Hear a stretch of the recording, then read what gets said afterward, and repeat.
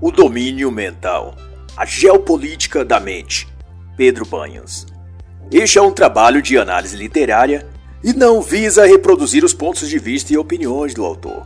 Pode conter ilações, comparações e exemplificações para com a política do dia, cultura ou eventos atuais.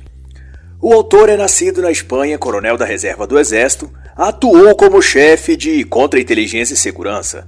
É também analista político e especialista em geopolítica. Devo avisar no demais que esta é uma tradução minha do original em espanhol e pode, porquanto, conter alguma pequena incorreção, mas que não atrapalha o entendimento da obra no seu todo. Esta obra, por sua vez, trata das técnicas que o poder usa para controlar as emoções, administrar e condicionar as decisões das pessoas. O poder, em suas variadas formas e manifestações, estrutura um controle de massa e submissão por meio de contagiar as pessoas com ilusões, fantasias e afetividades, isto é, manipulando-as através de seus sentimentos, medo, angústia, pânico, ódio. Da ótica do autor, tudo isso se resume a domínio mental, ao que ele descreve aqui como uma geopolítica da mente, que perspassa, por conseguinte, a variados tipos e formas de lavagem cerebral, guerra de informação, cancelamento do senso crítico, estímulo à dependência de grupos ou coletividades e, inclusive, uma desconfiguração da dieta alimentar humana, reduzindo propositalmente os níveis de proteína, glicose e outras substâncias necessárias do corpo e da mente. Grosso modo, Pedro Banhos define todos esses procedimentos como uma invasão de nosso cérebro por técnicas cada vez mais sofisticadas cuja finalidade, no geral, é atingir o máximo grau de vigilância e controle social sobre a população. E na conceituação do autor, a geopolítica hoje já não trata de limites geográficos, mas de um exercício de geopoder de ambições globais, o que significa que cada nação ou bloco de nações já não atuam como interesses econômicos ou de fechar acordos políticos e de comércio exterior, benefícios para si. O que está no rol de interesses dessas nações agora é expandir sua cosmovisão particular e rivalizar com outras nações pelo controle de toda a humanidade. Desse modo, a meta final das nações mais proeminentes é o controle total. Pelo molde ou bandeira comunista, outro mediante um projeto eurasiano, outro por uma matiz tecnocrata, e assim por diante. E o fato é que para atingir esse fim, independente de qual seja a matriz ideológica do país ou bloco de países, a metodologia é a de atingir as mentes das pessoas, principalmente pelo uso de tecnologias. E no dizer do autor, existe todo um mundo de táticas e estratégias, truques e enganos perfeitamente planejados, desenhado e implementado para alcançar o poder final, que é o domínio mental. Para Banhos, os territórios já não são conquistados na forma física como antigamente, e as nações já não buscam recursos e mão de obra. Atualmente a conquista é virtual e remota, e realizada diretamente nas mentes das pessoas, e não é feita apenas ou exclusivamente pelo Estado ou governo, mas por empresas de tecnologias operadas por indivíduos particulares, como por exemplo Google e Facebook. E como é a mente que é subjugada, não é um incômodo para esses novos senhores de escravos de ter de lidar com rebeliões e motins, visto que os escravos mentais dificilmente percebem que o são, e a maioria até reage feliz e complacente, acreditando que toda a tecnologia disponibilizada pelas Big Techs tem o intuito de fazê-lo desfrutar de uma vida melhor e mais prazerosa. Ou seja, eles acham que não estão numa prisão, só porque não enxergam os muros e grades dela. O domínio mental é tão eficiente porque subjuga psicologicamente sem o uso de força, vai destacar o autor. E ele provoca ainda mais com a seguinte indagação: não é isso uma forma e tipo de geopoder? Não é esse o tipo mais eficaz de domínio? Fazer um enorme contingente de pessoas terem as mesmas opiniões, comportamentos e ações? E muito dessas táticas psicológicas são tão eficientes que conseguem manipular a mente das pessoas a tal ponto de fazer com que elas ajam contra os seus próprios países.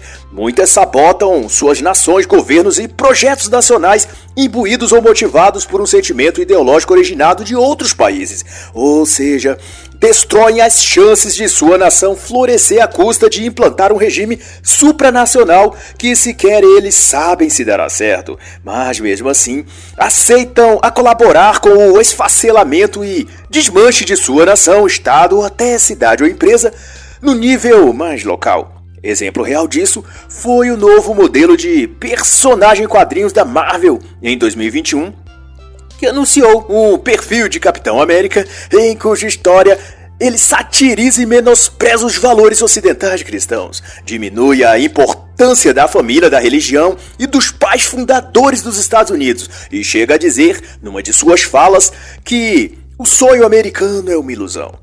Dentre outras manifestações desse e de outros ex-heróis dos quadrinhos, desenhos animados ou filmes postos por seus criadores para derruir a cultura de seu próprio país. Nesse mesmo sentido, cita-se o desenho Os Simpsons, a transformação a que vem passando também o desenho Bob Esponja e diversos outros. E dado isso, Pedro Banhos considera que não pode haver uma geopolítica melhor para dominar o mundo. E ele assegura ainda que nos tempos em que vivemos, no plano virtual e físico ao mesmo tempo, quem melhor desenvolver armas para manipular o cérebro e influenciar a mente, maior vantagem terá sobre outra nação. Não há dúvida, finaliza ele, que o verdadeiro domínio da sociedade e o mais eficaz é aquele que se faz pela mente, sem coerção nem repressão física. Controle as emoções para controlar as decisões. E pode ter certeza que as tecnologias modernas de mídia, estímulos de ondas cerebrais e de reconhecimento facial, dentre inúmeras outras, são produzidas com largo interesse em aumentar esse controle e influência psicológica sobre a sociedade. Mas o apontamento que Pedro Banhos faz vai mais além. Segundo sua observação, as técnicas para controlar mentes e corações vêm de muito antes das tecnologias modernas e internet. Além disso, na ótica do autor, aspectos dentro das religiões, ou algumas delas, já eram incorporadas como táticas de manipulação mental. E mais usado ainda foram o rádio e a televisão, por meio de seus programas, especialmente filmes, séries e novelas. Todos esses meios foram ao longo dos anos perfeitos instrumentos para gerenciar as emoções e vontades das massas. O autor destaca a Netflix como uma das mais poderosas nesse momento histórico, tendo por base o ano de 2021, em cuja grade de seriados e filmes possuem alta carga de mecanismos de persuasão psicológica e é uma das que mais empenham-se para conquistar a mente de jovens e adolescentes, porque dominar mentalmente essa faixa etária significa controlar o futuro. A Netflix está sim tornando-se especializada em neurocomunicação e neuromarketing.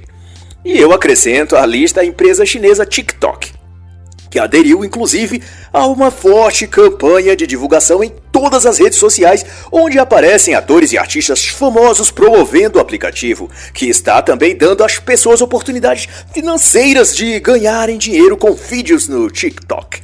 E não se engane o leitor que achar que tanto empenho e investimento de milhões de dólares só nessa campanha trata-se apenas de interesses comerciais e de gestão de mercado.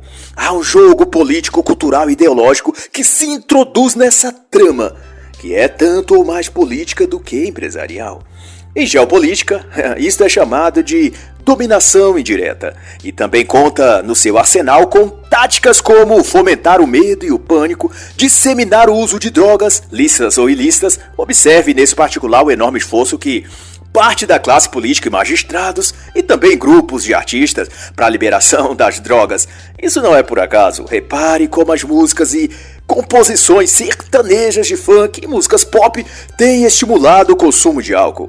Praticamente todo o repertório musical que toca a nível nacional se refere a beber e consumir cerveja, cachaça, etc. Isso faz parte de uma guerra cultural promovido por métodos de engenharia social e tem a ver com o que menciona aqui o autor, sobre enfraquecer psicologicamente a sociedade, viciá-la a fim de domesticar a vontade e pensamentos das pessoas.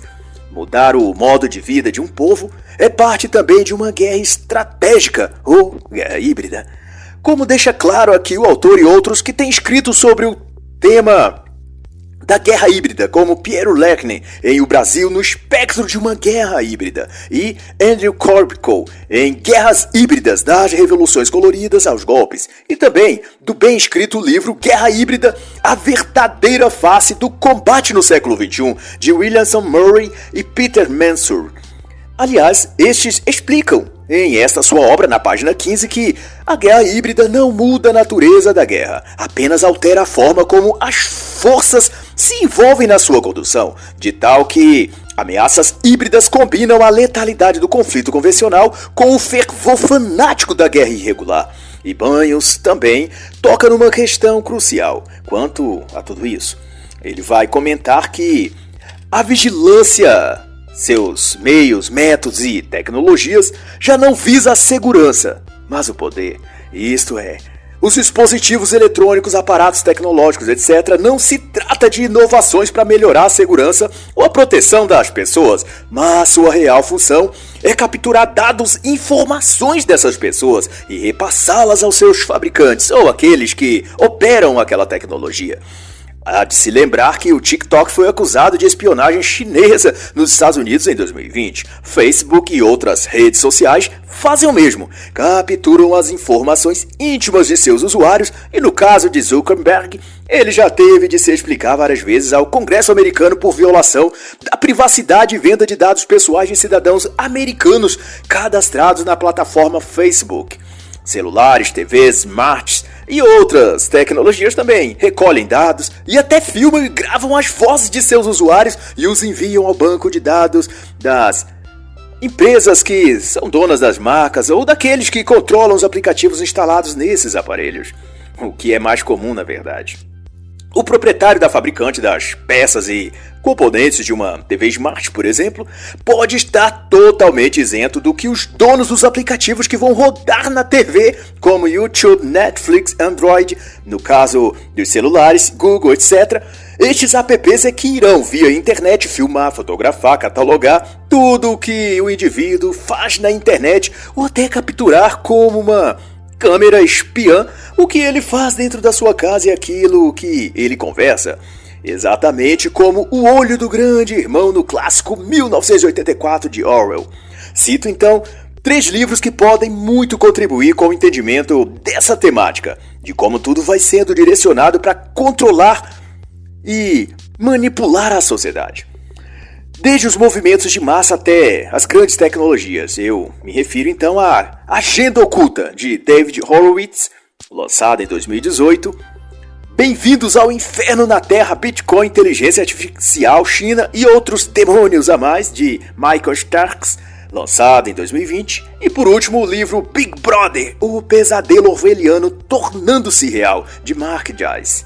E neste último, Mark Joyce evoca o ambiente controlador da ficção de George Orwell para nos mostrar como o mundo atual está sendo configurado para ser assim no futuro. Um lugar onde não há privacidade para os cidadãos, onde tudo é controlado e vigiado por máquinas de inteligência artificial.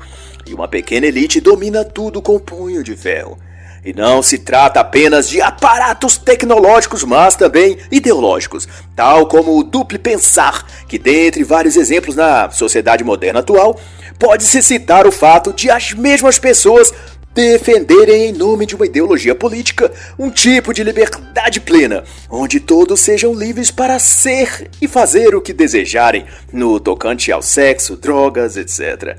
E ao mesmo tempo, tais pessoas conservam em suas mentes a escravidão a esses vícios. Ou seja, falam de liberdade, de serem livres, ao passo que o que estão a defender é o aprisionamento pelos vícios sexuais e narcóticos em geral. Têm em suas mentes o duplo pensamento, de liberdade e servidão ao mesmo tempo, sem perceber que ambas coisas são antagônicas por definição. É como querer dizer que a pessoa deve ter o direito de ter liberdade para ser escravo do que quiser. Mas se ela for escravo, logo ela não é livre.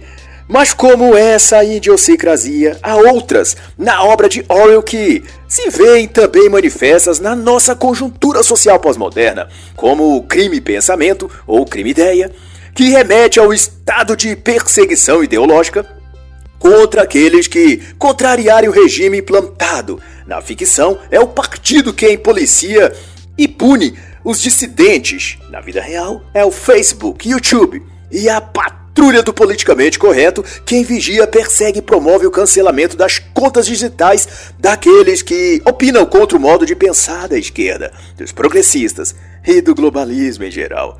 E não apenas cancelam seus perfis no Twitter e plataformas digitais, como promovem brutal assassinato de reputação e exposição criminosa de dados pessoais, de endereço, onde os filhos estudam, e até faz com que bancos ou operadoras de cartões de crédito bloqueiem as contas, os cartões desses dissidentes, ou as empresas em que eles trabalham sejam forçadas a mandá-los embora para não sofrer represálias, com o intuito de levar aquele indivíduo à falência moral e financeira, além de um provável colapso emocional devido à tamanha pressão psicológica de todos os lados.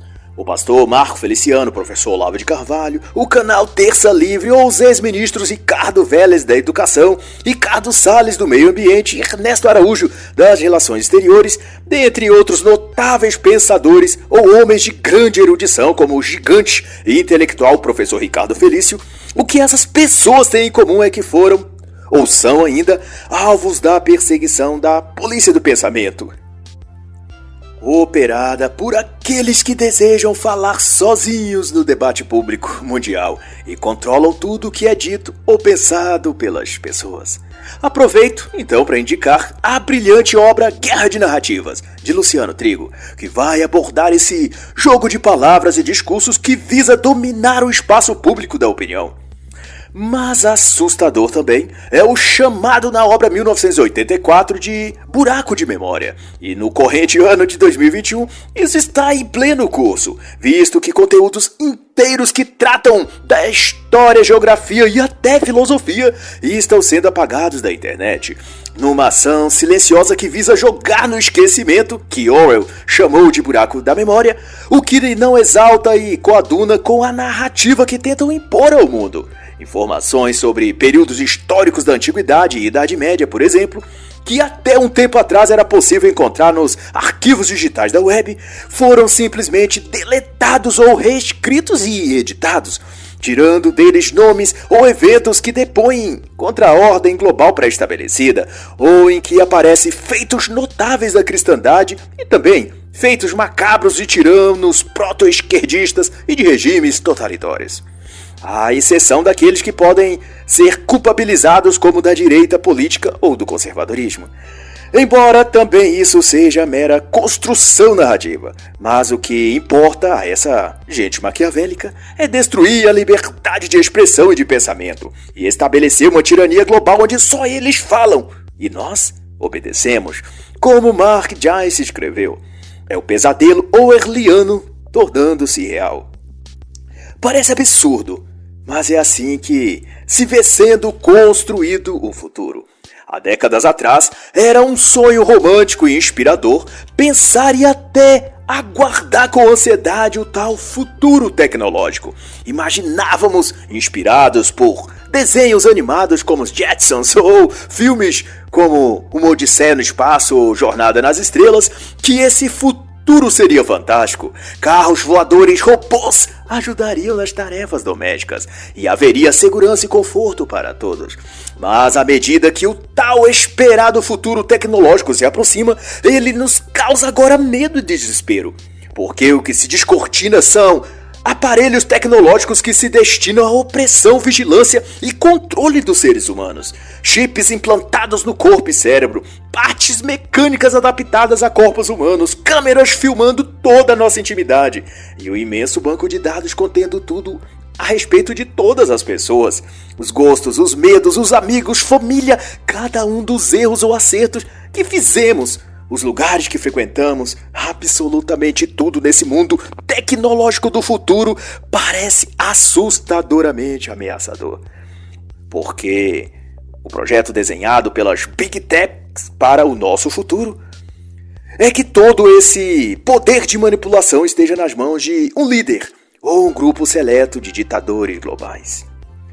E tudo é tão surreal e paranoico que já se busca desenvolver até um cérebro virtual capaz de ler nossos pensamentos e transmiti-los via uma tela de computador. Ou seja, no futuro poderão essa elite ou clubinho de poderosos saber o que pensamos e nos punir ou premiar conforme o quanto estaremos ajustados à agenda dessa nova ordem global.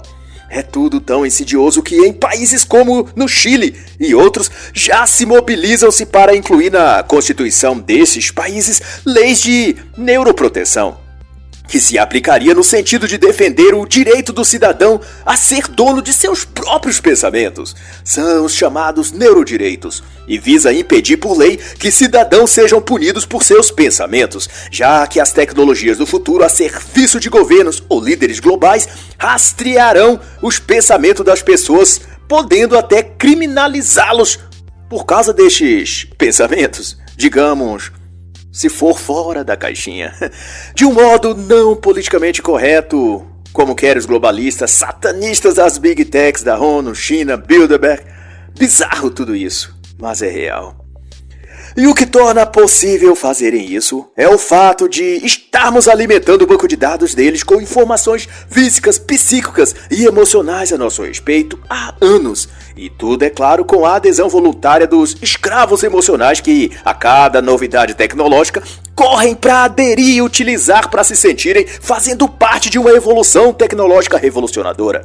No fundo, talvez sejam apenas pessoas vazias e carentes em busca de algum sentido existencial, que por nunca se voltarem verdadeiramente para Deus, optam por aplicativos da moda, que mudam a cada mês, ou mergulham na última rede social do momento, apenas para se preencherem da sensação de que estão numa jornada existencial de crescimento. De que são modernos, de que são chiques ou de que estão atualizados, antenados com a tecnologia, quando na verdade são feitos de ratos de laboratório, de cobaias de experimentos sociais que as Big Techs e seus comparsas usam para desenvolver sistemas cada vez mais manipuladores. Aplicativos que faz a pessoa parecer mais velha. Aplicativo para fazer vídeos engraçados. Aplicativo para modular a voz comicamente. Aplicativo de namoro, de sexo, disso, daquilo. É tudo uma cesta de ofertas gratuitas de aplicativos que no fim só consomem o tempo das pessoas, as infantilizam e servem de espião, capturando dados e bioinformações e repassando para as megas corporações que criam e gerenciam esses apps. Mas, como diz o ditado, o que seria do cavaleiro sem um cavalo para montar, não é mesmo? Ou seja, o que seria das Big Techs sem aquelas que... ou aqueles que abrem mão, conscientes ou inconscientes, de sua privacidade só para se sentirem conectados com o mundo moderno e o avanço tecnológico. Na obra, a qual gosto muito, Se Deus Existe Porque Existem Ateus, A Descrença e a Fuga de Deus, escrita por Robert Charles Sproul, ele enseja no capítulo 8 que a busca humana por autonomia, que há uma crescente tendência no Estado moderno de uma adesão a um tipo de demagogia política, em o qual a mente das pessoas são encarceradas numa espécie de veto a Deus, que na prática significa as pessoas tenderem a declarar fé em Deus ou algo do tipo, mas não permitirem de fato que Deus tenha soberania em suas vidas. Deus, neste caso, seria um tipo de rei que não faz nada, um Deus que reine no nome, mas que não seja verdadeiramente soberano. É o que escreve Sproul na página 152. Dessa perspectiva, é como se o cidadão de qualquer nacionalidade aceitasse o governo político sobre suas vidas, por mais invasivo e autoritário que seja, mas resiste em aceitar o governo espiritual de Deus sobre si. De alguma forma introjetaram a premissa falsa de que deixar Deus reinar significa eles perderem a liberdade, deixarem de ser livres. Mas ser livres, no sentido que acreditam, é deixar de fazer o que querem, inclusive todo o mal e pecados que desejam cometer. Eles sentem repugnância em relação a Deus, porque aproximarem-se de Deus exigiria deles que abandonassem a vida corrupta e devassa que acostumaram-se a viver. E a parte onde isso tudo faz conexão com a temática abordada por Pedro Banhos nesta obra é que, como também disse Charles Sproul, A libertação moderna envolve uma revolta contra a autoridade de Deus. E daí as pessoas, as sociedades humanas, buscam através do Estado um outro fator de influência que substitua Deus em suas vidas. E neste caso, a tecnologia, o avanço científico, a moda, as distrações, tudo pode servir para entorpecer os sentidos e produzir um impacto existencial nestas pessoas. De modo que elas sejam preenchidas de sentido, de significado ou de razão de viver, embora essa sensação só dure até o próximo lançamento ou novidade tecnológica, de tal que precisem ser continuamente alimentadas com novos joguinhos online, redes sociais, aplicativos, etc, etc. É por isso que Gary Valter-Loss, editor da obra Guerra de Cosmovisões, nomeia essa nossa cultura de evolucionada, ao invés de evoluída, como querem dizer. Pois não está a humanidade caminhando evolutivamente, mas apenas produzindo uma espécie de inchaço existencial que tende à ruptura e não ao crescimento evolutivo nem nada do tipo. Tanto mais vê-se que esse estado de dominação, ou melhor, a relação entre dominados e dominantes, entre a seleta elite do Vale do Silício e a população comum, está cada vez mais interseccionada ou mediada pela ciência, ou, para ser mais preciso, pelo cientificismo, pela metaciência. E o carro-chefe disso é a neurociência, sendo esta aplicada a praticamente todos os campos, cultura, política, economia, comportamento, em todos os sentidos. Esse conhecimento neurotecnológico está sendo desenvolvido para incorporar-se a toda a vida humana e dar a poucos o poder de controlar a vida de muitos. O controle das sociedades, postula então o autor, começa com o cérebro do indivíduo. Quem manipular os processos cerebrais obterá o poder social absoluto. Doravante, isso aponta para um totalitarismo tecnológico onde chips cerebrais controlarão a atividade neuronal e cognitiva dos seres humanos, sendo que as pesquisas nesse campo são hoje produzidas pelo ramo denominado transhumanismo ou humano pós-mais, e de tão avançados são esses estudos pós-humanos que não haveria como comentá-los aqui. Porquanto deixo a indicação veemente das leituras de Transhumanismo, a história de uma ideia perigosa de David Livingstone, Além do Humano, da Animalidade ao Transhumanismo, de Charlie Blake, A Pandemia do Transhumanismo, de Aaron McCullen, e A Revolução Transhumanista, de Luc Ferry. E se o transhumanismo tivesse de ser definido em poucas palavras, se diria que é um sistema de junção ou integração da biologia humana com a inteligência artificial. É a fusão do biológico com o tecnológico, da biologia com a tecnologia.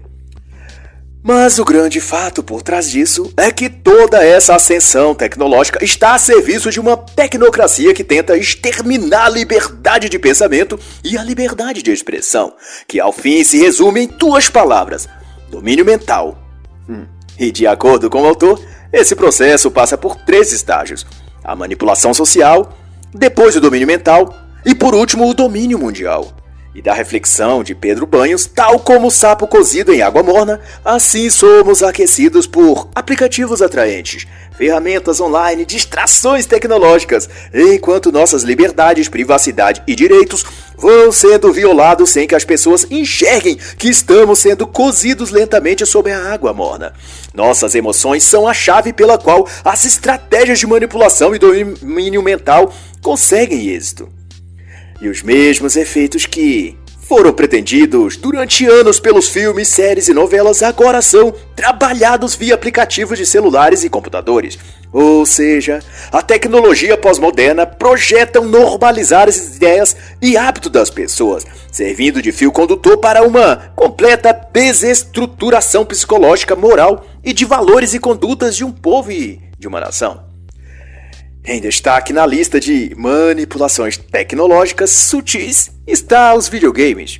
De acordo com o autor, sua eficácia é a de que o usuário é levado a pensar que está no controle, mas se perceber, sua capacidade de julgamento externo está sendo moldada pelo criador do jogo, e sem notar a manipulação envolvida, os efeitos do vício e da distração produzidos pelo game vão alterando as funções do cérebro e estado emocional do jogador.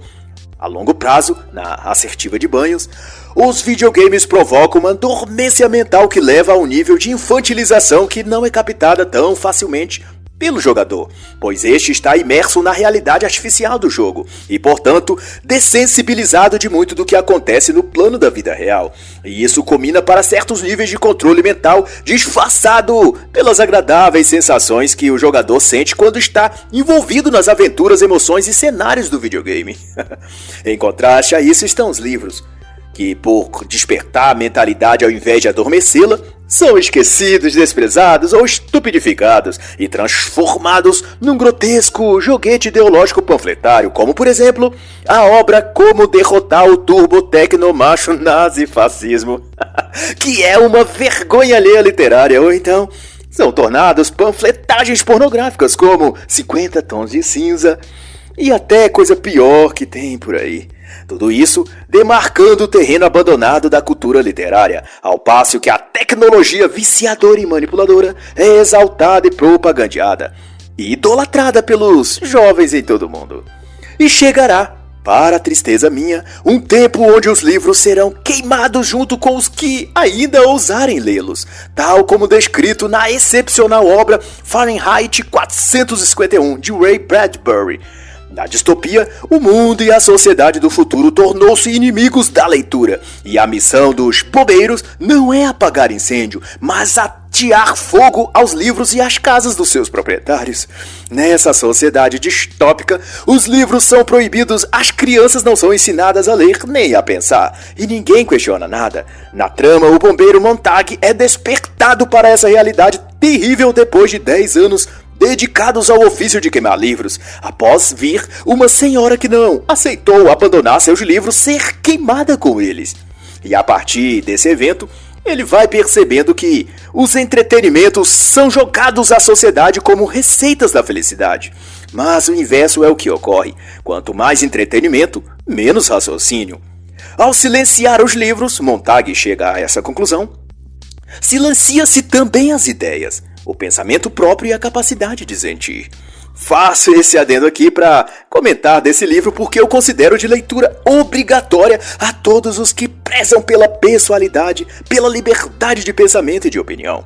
E também considero o livro em questão um esboço do que caminha para ser o nosso futuro. Vede, por exemplo, um diálogo entre Montag e Pitt, que expõe claramente o ambiente que se está delineando para a nossa cultura moderna. A coisa não veio do governo, disse Pitt a Montag. Não houve nenhum decreto, nenhuma declaração, nenhuma censura como ponto de partida. Foram a tecnologia, a exploração das massas e a pressão das minorias quem realizaram a façanha. No início, como fica evidente, não proibiram os livros, apenas liberaram o entretenimento e cada um escolheu por si. Na época que Bradbury escreveu esse livro, a revolução cultural pela qual passava o mundo era determinada pela TV. Era o período em que a televisão chegava aos lares e tornava-se o centro irradiador da nova cultura. Dava-se início. Era o momento triunfal de uma família comum se sentarem todos em volta do aparelho de TV para assistir sua programação. Tal como agora no século XXI, a sociedade se encontra obcecada em torno dos aparelhos de celular, onde o ápice do dia de um sujeito é ele tirar o celular do bolso ou da mochila e olhar hipnoticamente para a tela, vendo e ouvindo as mensagens e atualizações do WhatsApp, TikTok e Facebook. E Pedro Banhos constata então que os sistemas eletrônicos e vazios de conteúdos intelectuais abduziram as mentes, roubaram das pessoas a capacidade ou o prazer de pensar. E posto isso, é cada vez mais verídico a assertiva da página 53 do livro Fahrenheit 451, que diz que não há necessidade de queimar livros se o mundo se encher de pessoas que não lê, não aprende e não sabe. Mas Banho também alerta para outros tipos de manipulação social, como a comida ou a indústria de nutrição alimentar, para ser mais preciso, que tanto compreende a produção global de alimentos como também os hábitos alimentares, dietas, etc. Na conceituação do autor, a questão alimentar também denota técnicas de controle e uma das mais comuns é a redução, por força ou indução mental, dos níveis de caloria e proteínas que as pessoas consomem. Na era atual, as mudanças no cardápio alimentar têm sido justificadas em nome das mudanças climáticas e para salvar o planeta Terra. E no sistema de escravidão moderna que tentam impor a nós, a proteína animal tende a ser extinta ou reduzida substancialmente e substituída por carne sintética, com cheiro e gosto de carne, mas sem as propriedades energéticas que o nosso desenvolvimento cognitivo e cerebral necessita. E outro aspecto das técnicas de domínio mental mostrados pelo autor são as estatísticas, que por sua vez estão quase invariavelmente alinhadas às redações de jornais e jornalistas em geral. Nesse particular, os jornais já recebem as notícias prontas e acabadas de agências internacionais e repercute, portanto, o viés ideológico daquelas agências, de maneira que a mídia nacional torna-se um propagador de valores, ideias e cosmovisões que não refletem os anseios ou raízes do país em questão, mas de grupos internacionais com interesses globalistas. E quanto a isso, o autor vai dizer que a quebra de geração se dá, portanto, pelo fato de que a transmissão de valores e conhecimentos dentro da família tem sido substituídos por aprendizagem de mídia, numa espécie de aculturação eletrônica em que a transmissão cultural está toda sendo pautada pela mídia. E esse padrão é tão impositor e opressivo que o jovem ou adolescente que não segui-lo simplesmente é excluído do rol social de amigos ou contatos das redes sociais.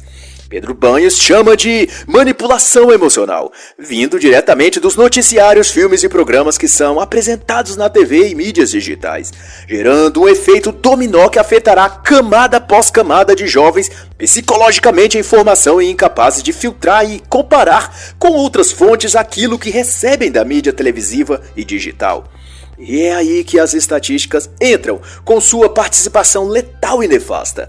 Mostra-se um gráfico, um quadro com imagens em pizza, colunas ou setas subindo ou declinando. E daí, o apresentador ou apresentadora fala em aprovação ou reprovação do governo, em elevação ou queda disso ou daquilo, e com isso conseguem manobrar a opinião pública ou os jovens e adolescentes, que normalmente são os mais vulneráveis emocionalmente, seja em opiniões sobre política, governo, eleições, violência contra a mulher, a injustiça social dos negros, dos criminosos ou do que for. Qualquer que seja o discurso protagonizado pelos meios de comunicação, ele tende a encontrar eco na alma e coração do público juvenil, principalmente, ainda que estes, no fundo, nada entendam sobre quaisquer dessas questões. Mas o que importa para eles é estar em sintonia, em consonância com todo o grupinho da escola ou da rede social, pois eles têm de falar a mesma língua, vestir a mesma roupa ideológica, ou melhor, serem tão idiotas quanto todos os outros. Mas, para quem desejar saber mais acerca dos métodos de manipulação através das estatísticas, recomendo a obra Como Mentir com Estatísticas, de Darryl Huff. E assim então, dirá o autor que a necessidade de aceitação dentro de nossa comunidade ou grupo social nos impede de questionar a veracidade de certas informações, nos impondo, cada um a si mesmo, as premissas e perspectivas que se mostram mais aceitáveis ao grupo, por medo de, assim não fazendo, sermos socialmente rejeitados. E avançando por esse tema, Pedro Banhos comenta sobre o jogo de desinformação, que também faz parte da manipulação mental que é operada sobre as massas. Ele confirma que quaisquer das variantes, narrativas, fake news, todas fazem parte de um mesmo esquema, o de manobrar a opinião das pessoas, capturar sua percepção e direcionar os sentimentos do público para aquilo que desejam. Por trás disso, seus grandes operadores e produtores desse tipo de manipulação estão a mídia digital e televisiva em pactuação com o establishment político. Por exemplo, se há uma manifestação popular nas ruas, se algumas pessoas exibem um cartaz com um tema sensível ao estamento político ou midiático daquele momento, o AI-5, vamos supor neste meu exemplo, mas outro grupo nessa mesma manifestação exibe cartazes com dizeres favoráveis à pátria, família, a Deus, ou clamando que a mídia é falsa, fingida, e que não se deve acreditar nela, o que será mostrado no noticiário? Será focado os cartazes que invocam o ato constitucional que remete ao regime militar, e se dará ênfase de que aquela manifestação é antidemocrática, ou que é financiada por esse ou aquele desafeto do grupo político que quer o poder, e acusam todos de fazerem parte de uma milícia organizada para derrubar as instituições da República. Mas quanto aos que mostravam cartazes sobre paz, família e valores cristãos, E aqueles que acusavam a mídia de manipulação não serão mostrados? A resposta é não. Porque isto revelaria a verdade e o compromisso da mídia em aliança com setores corruptos da política de exaltar e propalar apenas a mentira. Outro caso, que também demonstra esse esquema de manipulação, e é muito comum na mídia, é o de que imagine um protesto em que uma das partes convoque centenas de seguidores e o outro mal reúne uma dúzia de manifestantes. Se as câmeras filmarem apenas o pequeno grupo e dar ênfase a este, parecerá que o lado da minoria é que são os mais fortes e numerosos. Do mesmo modo, se uma agência de pesquisas que faz determinada enquete numa região da cidade em que, de antemão, ela sabe que a maioria ali tende a uma determinada posição política, ideológica ou coisa do gênero, quais são as chances de o resultado da pesquisa ser aquela que já se esperava? Ai, ai. Outra manobra de desinformação, vai pontuar Banhos, é o uso de falsos especialistas. Pessoas que, embora possam conhecer aquele assunto, não possuem experiência prática ou então estão comprometidas com uma visão parcial ou política da coisa, por interesses pessoais, ideológicos, financeiros. É de praxe nesses casos a mídia ou imprensa, interessada no que o suposto especialista tem a dizer, elogiar ao máximo e exaltar o currículo e credenciais daquele especialista, mas omitir algum ponto fraco de que lhe falta experiência prática naquele assunto ou que o tal especialista é apadrinhado por algum político, coisa similar. Alguém aí se lembra, por exemplo, da médica cantora que prestou depoimento na farsa da CPI da Covid em julho de 2021? A médica especialista em infectologia disse tudo o que os detratores do governo queriam escutar. E daí então ela foi exaltada, elogiada, enaltecida. E seu currículo abrilhantado por Renan Calheiros, Omar Aziz, Randolph e até pelo governador Dória de São Paulo. Este, inclusive, ofereceu a ela uma vaga de emprego numa secretaria de governo de São Paulo, como forma de parabenizá-la pelo trabalho prestado contra o então presidente Bolsonaro. Mas vale notar aqui que todo esse script é exatamente como Pedro Banho descreve. A falta de experiência da senhora Luana Araújo, que poucos ainda sequer lembram o nome dela, e todo o enredo de sua performance agradou a corja política ansiosa para derrubar seu inimigo político Bolsonaro. E isso bastou para tornar a médica a maior autoridade em Covid-19 do país, embora o teatro todo tenha se desmantelado mais rápido do que previram certos grupos de raposas da velha política de Brasília. E a especialista teve de voltar ao seu lugar de costume, o anonimato e vazio moral daqueles que não têm escrúpulos. Mas a vida continua a seguir. O show tem de continuar. Já de muito nos avisou o cantor que a piscina está cheia de ratos. E Ortega y Gasset prescreveu que viver é decidir o que vamos ser neste mundo. E de igual modo, Banhos vai passar por tópicos de manipulação da linguagem, consumismo, mensagens subliminares e vai chegar ao assunto das Trending Topics, que está relacionado às redes sociais e à vida virtual de modo amplo. Antes de tudo, Banhos pondera que os relacionamentos humanos estão sendo modificados, e para pior, à medida que a vida virtual vai substituindo a vida real. Para ele, os contatos em redes sociais e jogos online estão alterando a identidade dos jovens e até mesmo dos adultos. Os processos cognitivos e modos de perceber e lidar com o mundo e as coisas estão sofrendo uma mutação, diante da qual uma identidade coletiva vem a substituir a pessoalidade e individualidade das pessoas. E o sintoma mais característico disso é o de as pessoas se sentirem impelidas e até ansiosas em compartilhar tudo em suas vidas privadas. O lanche que estão a comer no McDonald's, o presente que ganhou no aniversário, o novo corte de cabelo que fez, ou até mesmo a lingerie que usa para dormir.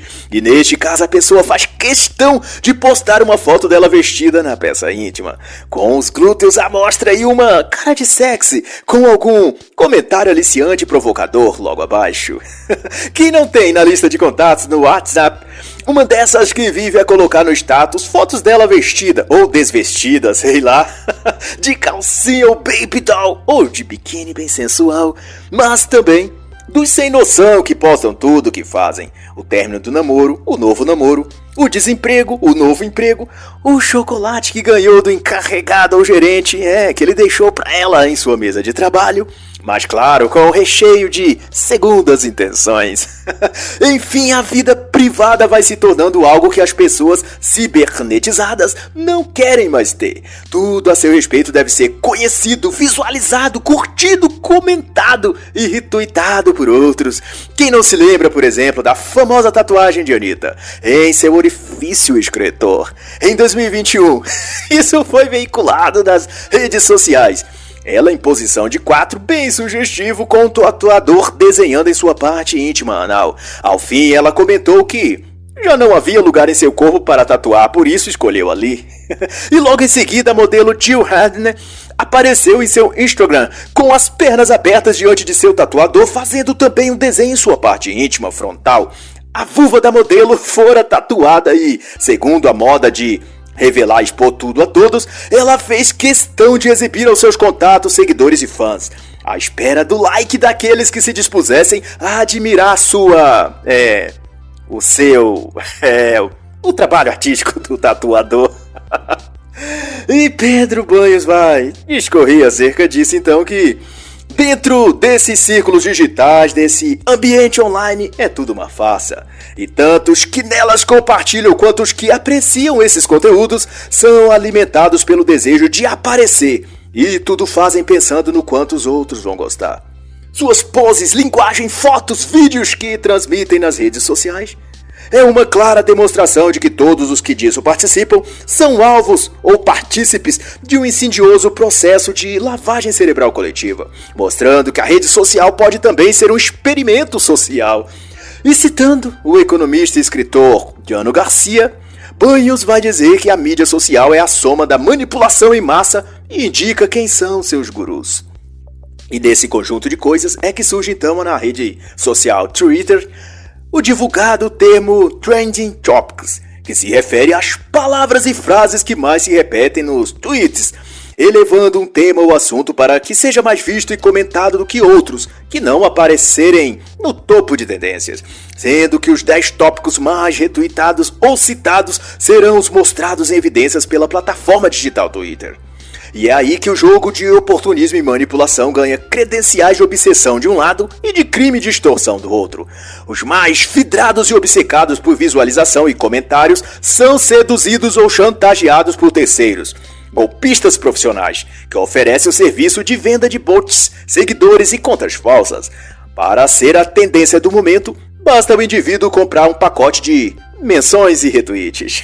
Vai destacar o autor. E para aqueles que não curtem tanto assim o Twitter, não se preocupe, essa mesma prática também pode ser encontrada em qualquer outra rede social. O Facebook, por exemplo, conforme denuncia Pedro Banhos, 500 curtidas podem ser compradas por R$ 5.535,47 e 50 mil seguidores sai pela pechincha de R$ 1.216,59. Faça a observação de que os valores dispostos pelo autor no livro estão em euro e foram por mim convertidos em real brasileiro na cotação do dia 13 de julho de 2021, com o euro a R$ 6,08 de real, segundo os dados da Morningstar e IC Data Service. E o autor vai concluir dizendo que esse esquema e engodo é só mais uma das farsas das redes sociais e faz parte, ou é efeito, de uma arquitetura ideológica maior nas mãos de engenheiros sociais, que trabalham para construir uma sociedade e mundo totalitário ditatorial e baseado na superficialidade de uma alma sem Deus. E atrelado a esse conjunto de elementos está o conceito de memória coletiva, que se trata da criação deliberada de contextos emocionais a fim de que um grupo relevante de indivíduos assuma uma identidade pública específica e seja então um catalisador das mudanças sociais maiores que os engenheiros sociais pretendem para aquela sociedade no seu todo. Um exemplo desse tipo de articulação são os coletivos raciais, étnicos, de classe social, de preferência sexual, etc. Alterar a percepção da realidade das pessoas e fazê-las aderir a representações coletivas é vincular psicologicamente essas pessoas a tudo que o grupo fizer ou disser. E essa é a tática mais eficaz quando se trata de manipular grandes contingentes de pessoas. Na explicação do autor, é uma construção sociopolítica de uma mentalidade de rebanho baseada em estereótipos como cor da pele, lugar de nascimento, opção sexual. Quando a pessoa se vincula a um desses coletivos, ela passa a reproduzir comportamentos grupais usando os jargões e cacoetes verbais daquele grupo e tomando parte em quaisquer de suas agendas e de suas reivindicações. Foi assim com o movimento feminista, o movimento Black Lives Matter, a agenda LGBTQIA+, etc. Ao definir uma imagem e uma categoria social para uma pessoa, cria-se para ela também um perfil ideológico específico, através do qual os engenheiros sociais por trás da mídia, dos meios de comunicação e de setores da política moldará cada vez mais seus gostos, pensamentos, palavras e ações. E esse quadro social visa ser profundamente emotivo e é feito assim para que esses arquitetos sociais que manipulam esses coletivos possam inspirar neles os sentimentos adequados a cada situação ou momento. Instilam neles o ódio quando querem derrubar um representante político, por exemplo. Aquela classe ou grupo é instrumentalizada a sair às ruas em protesto, quebrando tudo, vandalizando e exigindo a saída daquele governante, a aprovação de uma lei específica ou qualquer outra ruptura social. É por isso que existe o termo massa de manobra, e se aplica em número, gênero e grau a tudo o que diz respeito aos coletivos e movimentos sociais da atualidade. Mas estes grupos também são abastecidos com outros sentimentos quando lhes convém. Eles podem mostrar-se ternos e solidários, imbuídos de amor fraternal, por exemplo, quando precisam fazer avançar a agenda abortista ou a de gênero. Daí fazem posts e discursos vitimistas tentando mostrar-se como humanitários e preocupados com a falta de amor e empatia das pessoas a uma pobre mãe solteira que engravidou sem querer pela 5ª vez e agora tudo o que lhe resta é assassinar seu filho no ventre, porque ela não pode criar tantos filhos sem pai, vivendo apenas do Bolsa Família. Ou então fazem postagens e propaganda para veicular nas mídias sobre o grande genocídio e perseguição que os homossexuais sofrem de uma cultura patriarcal, machista, retrógrada, heteronormativa. Ao ponto, pobrezinhos, de terem até medo de dar as mãos ao seu parceiro nas ruas e ser espancado por alguém. Muito embora, faço eu o comentário, já estou careca de ver pares homossexuais agarrando-se e trocando ardentes carícias onde quer que estejam. Shoppings, praças, parques, restaurantes e nas ruas de São Paulo afora. Os últimos que eu vi no Shopping Tatuapé não me pareceram nem constrangidos e nem preocupados em ser espancados por algum supremacista heteronormatizado. E olhe que estavam em cenas quentes e até exageradas para o ambiente e lugar. Mesmo assim, não foram incomodados por ninguém, nem mesmo pelos seguranças do local. Do que tudo isso se trata, na verdade, é de uma peça de propaganda intencionada a construir uma narrativa pela qual todas as minorias pareçam vítimas de uma sociedade majoritariamente cristã e preconceituosa. E daí, no momento oportuno, o passo seguinte é colocado em curso pelos engenheiros sociais desse novo mundo pretendido. E de então, toda e qualquer medida tomada contra essa parcela preconceituosa da sociedade, que são os homens héteros, os cristãos, os brancos, etc., terá o aval e justificativa, pois que tudo o que se está fazendo é protegendo as pobres vítimas minoritárias de um mundo cruel e injusto. Essa tática tem a ver com o que agora vem sendo chamado de guerra psicológica e está amparado no que alguns autores como Byung-Chul Han têm nomeado de psicopolítica, porque envolve aspectos e tratativas políticas, econômicas, sociais e culturais alinhavadas por uma matriz ideológica comum. O filósofo coreano discute isso na obra Pessoalmente, e eu tenho ressalvas, Psicopolítica. Uma das premissas abordadas por ele é que os indivíduos que se libertam de algo que consideram opressor a eles, tão logo depois de alcançar essa tal libertação, passa por livre e espontânea vontade a submeter-se a outro sistema de opressão. E enquanto acham que estão expressando e colocando em prática seu novo modo de vida livre, eles estão, na realidade, repercutindo e celebrando as grades de sua nova prisão. A liberdade é o curto espaço entre uma prisão e outra, é como infere Byung-Chul Han em seu livro. E no que concerne ao assunto trazido neste capítulo por Pedro Banho, significa que ao se libertarem do que chamam de cultura patriarcal, essas minorias injustiçadas logo tornam-se prisioneiras de uma outra cultura, esta verdadeiramente opressiva, a do coletivismo. E nesse escopo de minorias que se tornam uma maioria coletivizada e instrumentalizada para fins mais ideológicos do que de fato em favor de alguma reivindicação de liberdade ou direitos, nesse sentido foi que no final da década de 1980, dois ativistas, um especialista em relações públicas e o outro neuropsiquiatra, lançaram a obra Depois do Baile, como os Estados Unidos vão vencer o medo e o ódio pelos gays nos anos 1990. Na qual elaboraram um plano de marketing e propaganda que visava espalhar a cultura que, à época, continha apenas 3 letras, GLS, por todo o mundo. Os princípios apresentados no livro instruem o movimento em como adentrar os meandros políticos, culturais e jurídicos e mobilizá-los a seu favor. Nesta obra, Marshall Kirk e Hunter Madsen desenvolveram um esquema tão bem articulado que continha áreas de conspiração até, e sua base, como tudo o que acontece no campo da manipulação de massas, era a mídia.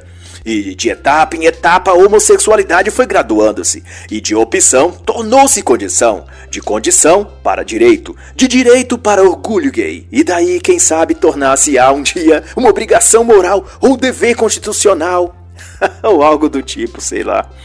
E uma das assertivas que destaco do livro, da estratégia dos autores para disseminar essa cultura na sociedade, é que, nas próprias palavras dele, a aceitabilidade de um novo comportamento depende diretamente do número de pessoas que o praticam ou o aceitam. Quase todo comportamento começa a parecer normal se você o encontra frequentemente em seu ambiente imediato. Para isso, para diminuir a sensibilidade das pessoas à homossexualidade, é necessário que o maior número de pessoas fale muito sobre esse tópico, em tom neutro ou de aprovação, como se fosse uma conversa franca e aberta, natural, em tons mais filosóficos que emocionais. No fim, é a conclusão que faz, tudo se resume a um punhado de bilionários que se julgam a elite iluminada do mundo, financiando uma trupe de engenheiros sociais que se acham mentes pensantes e intelectuais, tratando todos nós, cidadãos comuns abaixo deles, como rebanho, usando a mídia e a propaganda para guiar nossas vontades, nos dando como recompensa, quando nos comportamos direitinho, um novo clipe da Anitta para assistir, ou uma fofoca quentinha de algum famoso, ou quem sabe o lançamento bombástico de um novo game para jogarmos online, ou uma nova temporada daquela série preferida da Netflix, ou qualquer outro entretenimento fútil, fugaz e idiotizante. E para quem ainda receia de acreditar no jogo sórdido que toda essa corja participa juntos, em 1991, na Alemanha, numa reunião da Comissão Trilateral, David Rockefeller assim declarou em tom de agradecimento: "Somos gratos ao The Washington Post, The New York Times e outras publicações importantes, cujos editores participaram de nossas reuniões e honrou suas promessas de discrição por quase 40 anos. Não teria sido possível desenvolver nosso plano para o mundo se tivéssemos sido submetidos ao escrutínio da publicidade durante aqueles anos. O trabalho agora é muito mais sofisticado e está pronto para marchar em direção a um governo mundial, a soberania supranacional de uma elite intelectual." E para isso eles contam com a anuência de uma sociedade anulada, dócil e silenciosa, entregues ao poder de um grupo de super ricos tecnocratas. E como demonstra Pedro Banhos, todas as medidas políticas tomadas em nome da saúde e segurança da população por nossos representantes políticos eleitos são desde sempre encaminhadas por essa agenda totalitária global, com direito à participação especial da mídia televisiva e, mais recentemente, das mídias digitais. Sendo assim, à medida que mais tecnologias vão sendo criadas, vamos sendo moldados para nos tornarmos uma sociedade psicocivilizada. E o próximo passo desse processo de domínio mental será a neuroestimulação cerebral, a partir de um chip implantado no cérebro humano, por onde uma interface de comunicação estará em permanente contato com o cérebro ou mente virtual global, de onde sairá todas as diretrizes, comandos e orientações salutares para o nosso bem-estar. Pois afinal, alguém aí duvida que Musk, Bezos, Gates, Soros, Rockefeller, ONU, China só querem o nosso bem? E tudo o que você precisa fazer, então, é dizer sim e amém para tudo que vier deles. E se você for dominável, digamos assim, o bastante e submisso ao nível máximo, quem sabe você ganha a chance de se tornar um ser humano-máquina, um híbrido, um pós-humano. E assim, servir aos seus mestres com mais devoção. Quem sabe com um pouquinho mais de sorte, até elevado de idiota comum para um tecno-idiota.